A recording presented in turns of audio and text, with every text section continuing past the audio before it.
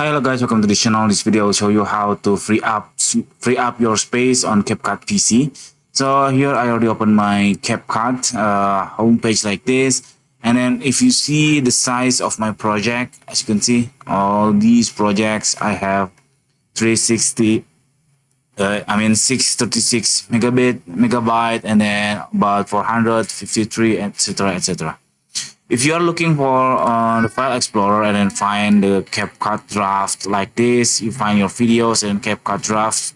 This is the projects that active on your homepage like this.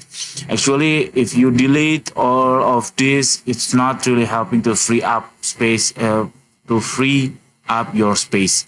See only 54 or 55 megabytes. That's useless. What you have to do, as you can see, on this big size, it means that the project itself actually has a really tiny size, but the files or videos, footage you input to the project, that's the thing. So I will open this project because the project is the biggest on the size.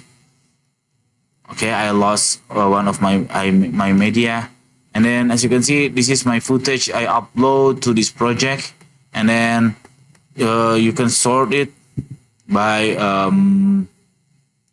duration. If you supposed to be the length, your duration, it must be bigger size. So after you doing this, you right click on the file, and then you can open file location, and then you can delete all of this footage or file that consume your storage on your PC or laptop. Be careful, be caution, because if you delete this one, your project could not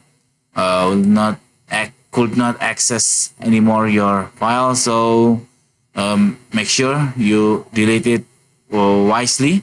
And for me myself, I usually delete it if I already finish the project or upload to the YouTube.